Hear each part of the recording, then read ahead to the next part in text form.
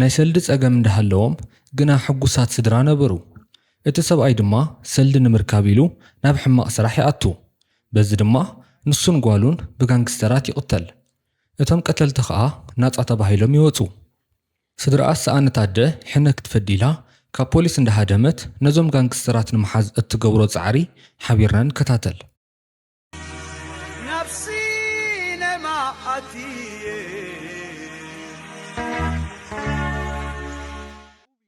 ታሪክና ዝጅምር ኣብ ማኪና ሓያል ባእሲ እንዳረኣና እዩ። እቶም ዝበኣሱ ዘለዉ ሰባት ወድን ጓልን እዮም። ዓርሳ ክተድሕን ምስ ሽፍታ ትበኣስ ዘላ ጓል ራይሊ ትበሃል። ካርኡ መንጢላ ዋላ እኳ ተወግአቶ ንሱ ግና ባእሶ ይቋረፀን። ካብኡ ብሽጉጥ ጌራ ተቐትሎ።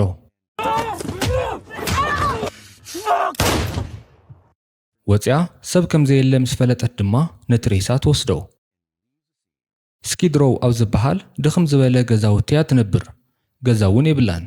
ኣብ ሓንቲ ኣረጊት ማኪና ጨርቂ ተሸፊና እያ ትሓድር።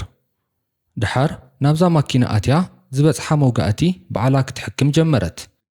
ቃንዛኣ መቐነሲ ኣረቅ እንዳመዓጎት ቁስላ ጸሪጋ በዓላ ትሰፍዮ። ኣብዚ እዋን ድማ ኬክ ዝሓዘ ባኮ ትረክብ። ካብኡ ኣብቲ ዝታ ዓለም ተዋሒጣ ቅድሚ 5 ዓመት ዝነበረ ህይወታ ትዝክር። ቅድሚ 5 ዓመት ናይ ራይሊ ህይወት ከምዘይ ነበረን። ሽዑ ምስ ሰብኣያ ክሪስን ጓላ ካርሊን ሕጉስ ህይወት እያ ትነብር ነይራ። ሓደ መዓልቲ ምስ ጓላ ኬክ ኣብ ዝሽየጠሉ መደብ ውዒለን ናብ ገዝአን እንትምለሳ ምስ ፔግ እትበሃል ሰበይቲ ይረኸባ። እዛ ሰበይቲ ሓንቲ ነጭናጭ እያ። ፈለማ ማኪናኺ ጥዑይ ጌርኪ ደዋ ይበልክ እያን ኢላ ምስ ራይሊ ትጓየቕ። ካብ ራይሊ መልሲ ምስ ሰኣነት ከዓ ጸርፊ ትጅምር። ራይሊ ግና ሕጂ እውን ዋላ ሓንቲ ይበለትን። ካብኡ ጓላ ነዲኣ ተሓሊቓ ነዛ ሰበይቲ ትምልሰላ። ራይሊ ግና ጸርፍን ጎይቅን ፈጣሪ ዘይፈትዎም ነገራት እዮም ኢላ ንጓላ ትምዕዳ። ራይሊ ኣብ እዋን ጎንፂ ህዲ ኢልካ ብስቕታ ምሕላፍ ደኣ እምበር ህውከት ምፍጣር ነቲ ጎንፂ ከም ዘጋድዶ እያ ተኣምን። ንጓላ እውን ህድእቲ ክትኸውን ትምዕዳ። ካብኡ ናብ ስራሕ ክትከይድ እንኮላ ንጓላ ምስ ኣቦኣ ትሓድጋ። ቅድሚ ምውፃኣ ድማ ናይ ጓሎም ዓመት ስለ ዝኾነ ጽቡቕ ገይሩ ነቲ ፌሽታ ከዳልዎ ተዘኻኽሮ። ናይ ራይሊ ስራሕ ኣብ ባንኪ ስለ ዝኾነ ስርሓ ወዲኣ ክሳዕ ትምለስ ክሪስ ንክጅምሮ ትነግሮ። ግና ናብ ስርሓ ምስ ከደት ናይ ሰባት ዋሕዲ ስለ ዘጋጠመ ኦቨርታይም ክትሰርሕ ሓላፊኣ እዝዛ። ራይሊ ናይ ጓላ ዓመት ምዃኑ ዋላ እኳ ተነገረቶ እቲ ሓላፊኣ ግና ዝግድሾ ይኮነን። እዚ እንዳኾነን ከሎ ክሪስ እውን ስርሑ ጽቡቕ ኣይነበረን። መሓዙ ሚኪ ድማ ናይ ስራሕ ሓሳብ የቕርበሉ። እዛ ስራሕ እንድሕር ሰሊጣ ህይወት ስድርኡ ክቕየር ከም ዝኽእል ንክሪስ ይነግሮ። ክሪስ ዝሓሸ ህይወት ክህልዎ በቲ ሓሳብ ይሰማማዕ። ሚኪ ከም ዝበሎ እንተኾይኑ ክሪስ ኣውቲስታ ኮይኑ ማኪና ከም ዝዝውር ጥራይ እዩ። እምበኣርከስ እዛ ህይወቶም ክትቕየር ዝተባሃለት ናይ ኣውቲስትነት ስራሕ እያ ህይወቶም ዝሓመሰቶ። ራይሊ ናብ ገዛ ምስ መፀት እቲ ናይ ጓላ ዓመት ከይተኸበረ ይጸንሓ። ካብቶም ኩሎም ካርሊ ዝዓደመቶም መሓዙታ ዋላ ሓደ እኳ ይመፀን። ምክንያቱ ድማ እታ ፔግ ትበሃል ሰበይቲ ኮኔላ ካልእ ፌሽታ ዳልያ ነቶም ቆልዑ ስለ ዝሓበለቶም እዩ። ጓል ፔግ መማሃርቲ ካርሊ እያ። ካርሊ ድማ በዚ ዝተፈጠረ ነገር ኣዝያ ትሓዝን፣ ልባ እውን ይስበር። ራይሊ ድማ ሞራል ጓላ ከይወድቕ ኢላ ናብ ካልእ መደብ ክትወስዳ ትሓስብ። ክሪስ እውን ኣይስክሬም ክገዛእልክ እየ ኢሉ ንጓሉ የደራርዓ። ኩሎም ዋላ እኳ ውሽጦም ተሓዘኑ ንግዚኡ ግና ፍሽኽ ይብሉ። እቲ ዘሕዝን ነገር ከዓ ፍሽኽትኦም ዘጥፍእ ካልእ ነገር ምህላው እዩ። ኮርቴዝ ዝበሃል ጋንግስተር ኣብ ደገ ኮይኑ ነዞም ስድራ ይከታተሎም ኣሎ። ኮርቴዝ ናይ ጋርሲያ ልኡኽ እዩ። ሕድሕድ ናይ ክሪስ ምንቅስቓስ ከዓ ንጋርሲያ ሕብረሉ። ጋርሲያ ፍሉጥ ሸያጢ ሓሽሽ እዩ። ንክሪስ ድማ ኣብ ናቱ ስራሕ ኢዱ ከም ዘእተወ ሰሚዑ እዩ ዝከታተሎ ዘሎ። ክሪስ ሓሳቡ ቀይሩ እዩ። ጋርሲያ ግና ካብ ፈለማ ንምስታፍ ስለ ዝሓሰበን ነቶም ካልኦት ኣብ ስርሑ ዝኣትዉ ሰባት እውን መምህሪ መታን ክኸውን ኢሉ ክቐፅዖ ይውስን። ካብኡ ጋርሲያ ክሪስ ምስ ሙሉእ ስድርኡ ንክቕተል ይእዝዝ። ኣብዚ እዋን ግና እዞም መሳኪን ስድራ ጓሎም ክሕጉሱ ናብ ሓደ ካርኒቫል ከይዶም ነበሩ። ኣብኡ ድማ ኣይስክሪም እንዳበልዑ ክዘናግዑ ይፍትኑ። 3 ቀንጸልቲ ከዓ ብርሑቕ ይከታተልዎም። ነዞም ስድራ ሓጎስ ኣብዛ ቐፅበት ትብተን። እቶም ቀንጸልቲ ነታ ህፃን እኳ ከይመሓሩ ተኽሲ ይኸፍትሎም። ኣቦን ጓልን ከዓ ብሓደ ይወድቁ። ራይሊ ግና ዋላ ብዙሕ መውጋእትን ተበፅሓ ብሂወት ትተርፍ። ተፋሒኻ ድማ ናብ ጓላ ትኸይድ ጓላ ግና ሞይታ ትጸንሓ ሰብኣያ እውን ከምኡ ራይሊ ምድረ ሰማይ ጸልሚትዋ ቤና ተእዊ ብዙሕ ከይጸንሑ ፖሊስን ሓካይምን ይመጹ ንራይሊ ድማ ብኣምቡላንስ ይወስድዋ ካብቶም ፖሊስ እቲ ሓደ ማይክል ዝበሃል መርማሪ ምስ መሳርሕቱ ሞይሴስ ብምዃን እቲ ገበን ክምርምሩ ጀመሩ ማይክል ብዙሕ ገበናት ዝረኣየ ፖሊስ እዩ ናይ ካርሊ ሬሳ ምስ ረኣየ ግና ከም ሎሚ ሓዚኑ ይፈልጥን ናይቶም ቀተልቲ ጭካነ ነዚ ፖሊስ የግርመሉ ራይሊ ብሰንኪ እቲ መውጋእቲ ብዙሕ ደሚ ፈሲስዋ በዚ ድማ ሓደ ወርሒ ሙሉእ ኣብ ኮማ ትጸንሕ ምስ ተበራበረት ከዓ ማይክል ክሪኣ ይመጽእ ኣብዚ ሓደ ወርሒ ውሽጢ ለይትን ቀትርን መጽናዕቲ ብምክያድ ነቶም 3 ቀተልቲ ረኺብዎም እዩ ሕጂ ከዓ ኣብ ቤት ማእሰርቲ እዮም ዘለዉ ኮይኑ ግና መርትዖ ስለ ዘየለ ራይሊ ክሳዕ ትምስክር እዮም ተታሒዞም ዘለዉ ራይሊ እንድሕር ዘየለልያቶም ግና ናጻ ተባሂሎም ክፍትሑ ከም ዝኽእሉ እዚ ፖሊስ ይነግራ ኣስዕብ ኣቢሉ ድማ ናይቲ ገበን ምኽንያት ይነግራ ክሪስ ካብቶም ሸየጥቲ ሓሽሽ ሰሊ ክሰርቁ ምስ ዝሓሰቡ ሰባት ርክብ ስለ ዝነበሮ በዚ ድማ በቶም ጋንግስተራት ኣብ ልዕሊኡን ልዕሊ ስድርኡን ሞት ከም ተፈረዶ ይነግራ ዋላ እኳ እቲ ገበን ኣይፈጽሞ ጋርሲያ ግና ነቲ ሓሳብ ምስ ፈለጠ ንኻልኦት መምሃሪ ክኸውን ኢሉ ነቶም ቀተልቲ ሰዲዱልኩም ይብላ ግና እዚ ኩሉ ነገር ኣጻርዩ ይፍለጦ እምበር ነቶም ሰባት ዘእስር ምርትዖ ይረኸበን ራይሊ ኣብቲ መዓልቲ ዝተሰኣለቶም ናይ መወዳእታ ስእልታት ደጊማ ትሪኦ እቲ ሓጎስን ምዝንጋዕን እቲ ሰሓቕን ጸወታን ብሓደ ሻዕ ተበላሽዩ ህይወታት ሓሚሱ ልዕሊ ኩሉ ድማ ቤና ተሪፋ ሕጂ ድማ እዞም ስድራኣን ህይወታን ዝመንጠልዋ ጨካናት ዋላ እኳ ይረኸቡ እንድሕር ንሳ ዘይልልያቶም ግና ከም ዝፈትሑ ሰሚዓ ኣላ ኣብዚ ምሸት ከዓ ኩሉ ነገር ብቕልጡፍ ስለ ዝተፈጸመ ንሳ እውን ሓደ ወርሒ ሙሉእ ኣብ ኮማ ስለ ዝጸንሐት ነዞም ሰባት ከመይ ጌራ ከም እተለልዮም ጭንቂ ፈጠረላ Your husband did refuse to go but can't prove anything. ብድሕሪኡ ናብ ፖሊስ ጣብያ ወሲዶም 5 እስራት የምጹላ ንሳ እውን ነቶም 3 ተለልዮም ቀተልቲ ሰብኣያን ጓላን ምስሎም ኣብ ርእሳ ተቐሪጹ ጸንሐ ይመስል ምስ ረኣየቶም ብዙሕ ከይሓሰበት ትፈልጦም ግና ዘይፈለጠቶ ካልእ ጉድ ኣለዉ ምሳሕ ሰዓት ምስ ኣኸለ እቶም ክልተ ፖሊስ ኣብ ደገ ነበሩ ሞይሴስ ድማ ናይ ጋርሲያ መሓውር ኣሲሩ ዝምርምር ዝነበረ ሎሚ ሃለዋቱ ዝጠፍአ ፖሊስ ከም ዘሎ ይነግሮ እዚ ማለት ናይ ጋርሲያ ኢድ ክሳዕ ፖሊስን ምምሕዳርን ከም ዝበጽሐ መርኣያ እዩ ካልኦት መርመርትን ፖሊስን እውን ካብዛ ነገር ክርሕቑ ይፍትኑ ኣለዉ ማይክል ግና ናይዛ ህፃን ሞት ስለ ዘሕዘኖ ፍትሒ ክሳዕ ትረክብ ቃልሱ ዘቋርፀ ይመስልን ናይ ራይሊ ህይወት ካብ መዓልቲ ናብ መዓልቲ የንቆልቁል ኣሎ ገዛ ክራይ ስለ ዘይከፈለት ውፅልና ዝብል ደብዳቤ መጻ ንሳ ድማ ኣቑሑታት ጥርንፍ ነበረት ኣብዚ እዋን ድማ ናይ ቀደም ስእልታት ትረክብ ንዑ እንዳረኣየት ክትነብዕ እንኮላ ሄንደርሰን ዝበሃል ጠበቓ ይመጽእ ሄንደርሰን ናይ በዓል ጋርሲያ ዕሱብ እዩ ሰልዲ ሂቡ ድማ ነቶም ዝመስከረትሎም ቀተልቲ ስድራኣ ተጋግያ እምበር ንሳቶም ከም ዘይኮኑ ንፖሊስ ቃላ ክትህብ ሓሳብ ይህባ ራይሊ ግና ፍጹም ኣይውዕሎን ትብል ሄንደርሰን ከዓ ናይ ጥዕና ጸገም ስለ ዘለዋ ብኡ ከጥቃዓ ይፍትን ራይሊ ናይ ጭንቀት ፈውሲ ትወስድ እያ ነዚ ስለ ዝፈልጥ ድማ ናታ ምስክርነት ኣብ ቤት ፍርዲ ዋጋ ከም ዘይብሉ ይነግራ በዚ ድማ ካብ ጥራይ ኢዳ ብዘይ ፍትሒ ትምለስ ሰልዲ ተቐቢላ ህይወታ ንክትነብር ሓሳብ ይህባ ንሳ ግና ውፃእ ሌላ ትሰግዎ መዓልቲ ፍርዲ ተኣክል ሄንደርሰን እውን ከምቲ ዝፈከሮ ይገብር ኣብቲ መጋባእያ ብዛዕባ እቲ ክስተት እንተይኮነስ ብዛዕባ ጥዕናኣ ደጋጊሙ ይሓታ ቀስ በቐስ እውን እቲ ቤት ፍርዲ ብዛዕባ እቶም ቀተልቲ እንተይኮነስ ብዛዕባኣ ይኸውን እትወስዶም ዝነበረት ፈውስታት እተርእዮም ዝነበረት ጠባያት ኩሉ ካብ ሕክምና መርትዖም ጽዩ ክምጉታ ጀመረ እቶም ሰባት እውን ርእሳ ስለ ዘይጠዓየት ተጋግያ ንዖም ጠቂማ ክትከውን ከም እትኽእል ክሓስቡ ጀመሩ ዝገርም ነገር ከዓ ንሳ ዝቆፀረቶ ጠበቓ ትምባሉ እዩ ንሱ እውን ወይ ብጋርሲያ ተዓሲቡ ወይ ከዓ ኣፈራሪሖሞ ክኾኑ ከም ዝኽእሉ ፍሉጥ እዩ ንሳ ከዓ ባዕላ ንዓርሳ ትከላኸል ነበረት ኮይኑ ግና ብናይቲ ዳኛ ውሳነ መሰረት እቶም ቀተልቲ ናጻ ይወፁ እዚ ንራይሊ ካልኣይ ሞት እዩ በዚ ውሳነ ድማ ኣብ ቤት ፍርዲ ዕግርግር ትብል ፍትሒ ስለ ዝሰኣነት ነቲ ዳይና ክትፀርፎ ምስ ጀመረት ናይ ሓቂ ጽልልቲ እያ ኢሎም ፖሊስ ይጽውዑላ ንሳቶም ከዓ ብኤሌክትሪክ ተዘዛቢሎም ናብ ምድሪ ይውድቕዋ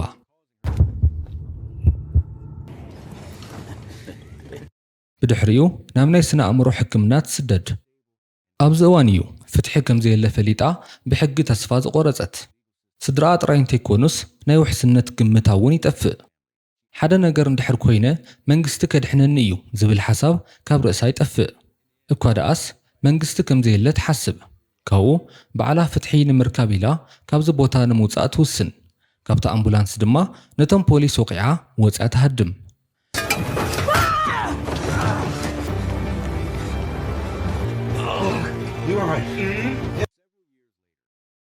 ድሕሪ ሒደት ዓመታት ሊሳ ትበሃል መርማሪት ምስ ማይክል ትራኸብ።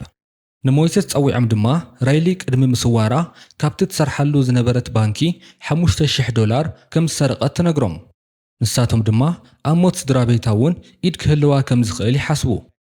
ንብዙሕ ዓመታት ድምፃ ኣጥፊኣ ስለ ዝተሰወረት ካልኦት ገበናት ትሰርሕ ከም እትህሉ እውን ካብ ምጥርጣር ዓዲ ይወዓሉን።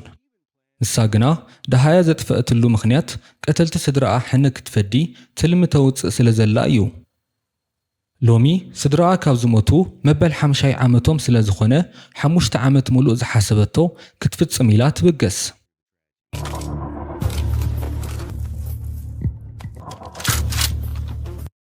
ፈለማ ናብ እንዳ ስቲቨን ትኽይድ። ስቲቨን ማለት እቲ ዳኛ እዩ። ኣብ ወንበሩ ኣሲራ ድማ የእዳው ምስቲ ጣውላ ብሚስማር ተጣብቆ። ካብኡ ብዛዕባ እቲ ቅድሚ 5 ዓመት ዝሃቦ ፍርዲ ከመይ ህይወታ ከም ዝሓመሶ ኮፍ ኣቢላ ትነግሮ። 5 ዓመት ሙሉእ ንሱ ዝሰርሖም ገበናት ዝተቐበሎም ብልዓት ኣጽኒዓ እያ። ኩሉ ድማ ከም እትፈልጦ ትነግሮ። ካብኡ ኣብ ገዝኡ ዝነበረት መጻወቲት ሒዛ ወፂኣ ትኸይድ። All you have. I will. ኣባስ ኮይና ድማ ሓንቲ ሪሞት ትጥውቕ። በዛ ሪሞት ድማ ኣብ እንዳ ስቲቨን ጸመደቶ ፈንጂ ትኮስ። እዚ ፍጻመ ፖሊስ ይሰምዖ። ነቲ ሄንደርሰን ዝበሃል ጠበቓ እውን ቀቲላቶ ተሓድር። እቲ ስቕታ ዝመረፀ ናታ ጠበቓ ድማ ለይቲ መፂኣ ከም ዘፈራርሐቶ ንማይክል ይነግሮ። በዓል ማይክል ከዓ ከምቲ ዝጠርጠርዎ ራይሊ ኣብ ገበን ከም ዝኣተወት ይግምቱ። እዚ ወረ ናብ ጋርሲያ ይበፅሕ። ንሱ ድማ ነቲ ኮርቴዝ ዝበሃል ልኡኹ ኣብ ዝኣተወቶ ኣትዩ ንራይሊ ክቐትላ ይእዝዞ። ምኽንያቱ ራይሊ ክልተ ጽዕነት ሓሽሽ ኣበላሻትሎም እያ። ብሰንኪ እዚ ድማ ምስ ካልኦት ሸየጥቲ ሓሽሽ እውን ናብ ባእሲ ኣቱ። Don't let our business be interfered with again. There's something you need to remember. ራይሊ ኣባስ እንኮላ ሓደ ቆልዓ ትረክብ። ካብኡ ካብቲ እንዳ ስቲቨን ዝወሰደታ መጻወቲት ነዚ ቆልዓ ትህቦ። ኣቦቲ ቆልዓ ሰኺሩ ኣባስ ደቂሱ ስለ ዝነበረ ክትምህሮ ትሓስብ። ምስ ወረዱ ድማ ደድሕሪኡ ናብ ድኳን ኣትያ ሽጉጥ ኣውፂኣ ከም ወላዲ መጠን ሓላፍነት ተሰሚዕዎ ወዱ ክሕሉ ከም ዘለዎ ትነግሮ። ነቲ በዓል ድኳን እውን ነዚ ሰብኣይ ዝኾነ ይኹን መስተ ከይትሸጠሉ ትብሎ። ካብኡ ቁሩብ ሰልዲ ሂባቶ ማኪንኡ ትወስዳ። This is one of those. Do you understand me?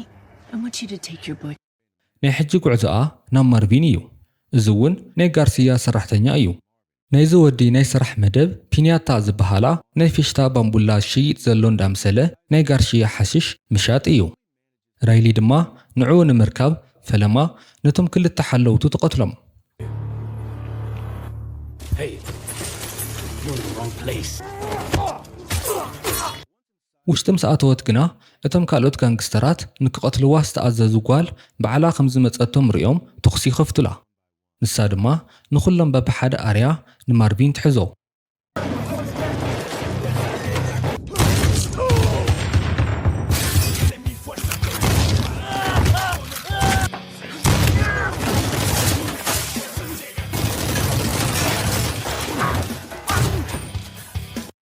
ሽጉጥ ኣብ ክሳዱ ካራ በፍንጭኡ ጌራ ብዛዕባ ናይ ጋርሲያ ናይ ቀጻሊ ዕላማን እቲ ሓሽሽ ዝኽዘነሉ ቦታን ኣበይ ምዃኑ ትሓቶ።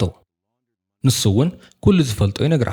ንሳ ከዓ ነቲ ድኳን ምስ ኩሉ ንብረቱን ስልዱን ሓዊ መሊሳትሉ ትኸይድ።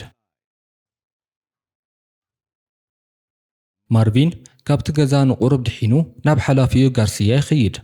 ጋርሲያ ድማ በዚ ሰምዖ ነገር ኣዝዩ ይኹሪ። ናይ ራይሊ ተግባር ናይ ብዙሓት ሰባት ኣቓልቦ ይስሕብ። ኣብ ዜናን ኢንተርነትን ብዛዕባ ክዝረብ ጀመረ። ሊሳን ማይክልን እውን ነቲ ሓዊ ዝነደደ ድኳን ክርእዩ ይመፁ። ማይክል ንባዕሉ ወናኒ እዚ ድኳን ምስ ጋርሲያ ርክብ ክህልዎ ከም ዝኽእል ጠርጢሩ ይፈልጥን። ካብኡ እዚ ኩሉ ሓበሬታ ብና ክትፈልጦ ስለ ዘይትኽእል ዝኾነ ሓጋዚ ከም ዘለዋ ይጥርጥሩ።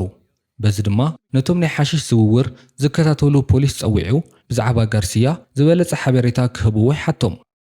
ሊሳ ድማ ናይ ራይሊ መሕብእን መውዓልን ቦታ ንምፍላጥ ምርመራ ትጅምር። ራይሊ ኣብ ዘውዓለት ውዒላ ድሌታ ጌራ እንትትስወር ርኢናያ ዝብል ሰብ ወላ ሓደ የለን። ጋርሲያ ድማ ማርቪን እቲ ሓሽሽ ዝሰርሓሉን ዝኽዝነሉን ቦታ ንራይሊ ስለ ዝነገራ ሚስጥር ኣውፂኻ ኢሉ ይቐትሎ። ካብኡ ንራይሊ ክሕዘሉ ዝኽእል መጻወትያ ይሓስብ። ሊሳን ማይክልን ከዓ ራይሊ ትነብረሉ ቦታ ጥቆማ ይረኽቡ። ከምቲ ኣብ ኢንተርኔት ዝርእይዎን ካብ ሰባት ዝሰምዕዎን ከዓ ራይሊ ብዙሕ ፈታዊ ኣፍርያ። ታሪካት ዝሰምዑ ሰባት ከም ገበነኛ እንተይኮኑስ ከም ተባዕ ፈዳይት ሕነ ክርእይዋ ጀመሩ። ብሰንኪ እዚ ድማ እቲ ንሳ እትነብረሉ ድኽም ዝበለ እንዳዕዋሉ ገዛውቲ ሳላኣ ካብ ገበንን ባእስን ንኣስታት 3 ወርሒ ርሒቑ ሰላም ይሰፍን። ራይሊ ድማ ናብቲ ማርቪን ዝሓበራ ቦታ ትኸይድ። በዓል ጋርሲያ ግና ከም እትመጽእ ፈሊጦም ፈንጂ ጸሚዶም ይጽበይዋ ኣለዉ። ራይሊ እቲ ቦታ ጸው ምስ በለ መጻወድያ ምዃኑ ተረዲኣ ብጉያ ክትወፅእ ትፍትን። ኣብዚ እዋን ድማ እቲ ፈንጂ ተተኲሱ እቲ ህንጻ ይባራዕ። ነዚ ዝረኣዩ ልኡኻት ጋርሲያ ራይሊ ከም ዝሞተት ርግጸኛ ኾኑ።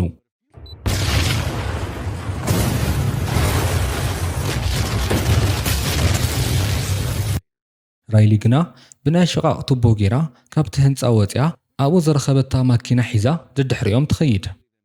ምስ ኣርከበቶም ከዓ ተኲሳ ትቐትሎም።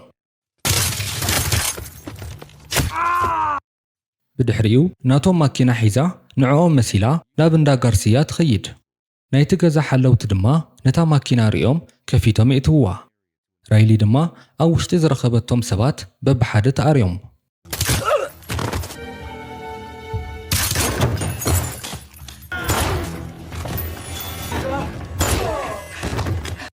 ራይሊ ነቲ ገዛ ብሬሳ ኣግዋዝ ትመልኦ።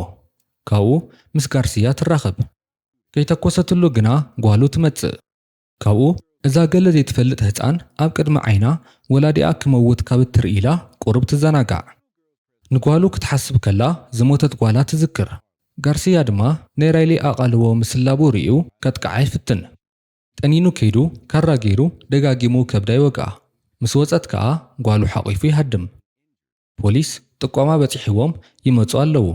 ራይሊ እውን ከብዳ ደጊፋ ካብዚ ቦታ ወፅያ ናብ እንዳ ፔግ ትኸይድ። ፔግ ማዕጾን ተኸፈተት ራይሊ እያ። ራይሊ ድማ ኣብ ውሽጢ ገዛኣ ተኣስራ። ካብኡ ራይሊ ናይ ፔግ ማኪና ሰሪቓ ትኸይድ።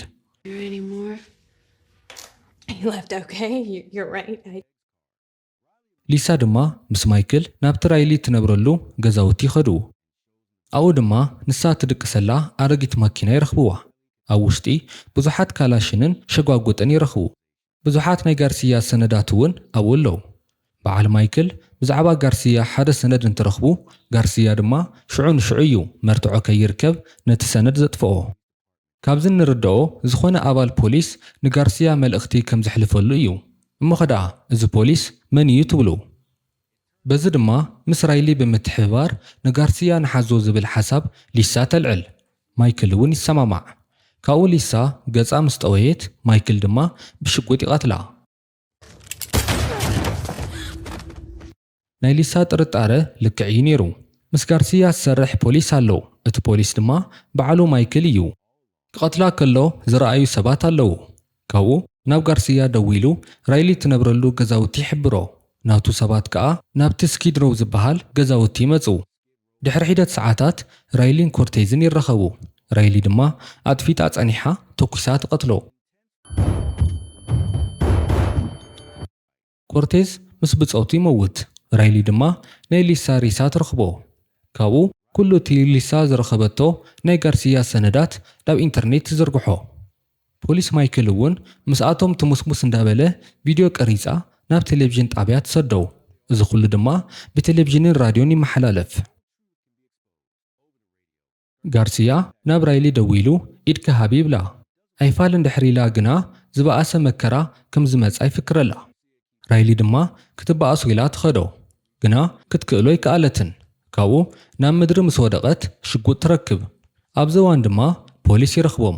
ጋርሲያ ነቶም ፖሊስ ማይክል ዝጸውዖም ይመስሎ በዚ ድማ ደጋጊሙ ተኪሱሉ ክሃድም ጀመረ ራይሊ ድማ ደድሕሪኡ ትስዕብ ድሕሪ ብዙሕ ባእሲ ንጋርሲያ ተውድቆ ስድራ ቀቲሉ ህይወታ ዘበላሸወ ሰብ ኣብ ኢድ ቁፅፅራ ኣትዩ ኣሎ ከይቀተለቶ ግና ብሞይሰስ ዝምርሑ ፖሊስ ይመፁ ሞይሰስ ሕጂ እኹል መርትዖ ስለ ዘሎ ጋርሲያ ብሕጊ መታን ክቕጻዕ ከይትትኩስሉ እንዳበለ ክልምና ጀመረ ራይሊ ግና ብሕጊ ምእማን ካብ እተቋርጽ እንሆ 5 ዓመታ ኣቆፂራ ኣላ ፍትሒ ዝህባ ኣካል ስለ ዘየለ ድማ ባዕላ ፍትሒ ክትረክብ ንጋርሲያ ግንባሩ ትትኩሰሉ እዚ ዝረኣዩ ፖሊስ ተኽሲ ምስ ከፈቱላ ራይሊ ተጓያ ተሃድም ሞይሰስ ድማ ምትኳስ ንኸቋርጹ ይእዝዞም Who is she? Total clusterfuck.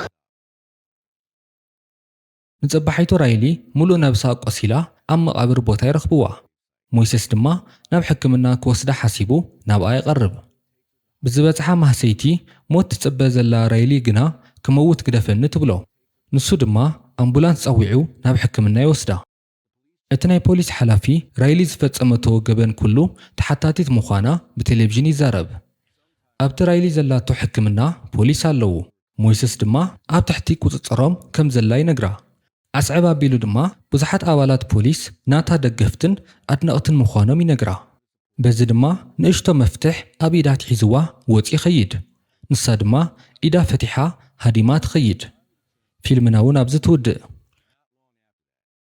መሪጽኩም ስለ ዝረኣኹምና ንመስግን ዘለኩም ሓሳብ ርእይቶ ኣብ ኮሜንት ክደፉልና ኣብ ቀጻሊ ክንሰርሓልኩም ትደልይዎ ፊልም እውን ንገሩና ነዛ ቪድዮ ላይክ ምግባርም ነተባብዑና ሰብስክራይብ ብምባል ናብ ሲኔማ ይተዉ ኣብ ቀጻሊ ብኻሊእ መደብ ክሳዕ ንምለስ ሰስናዩ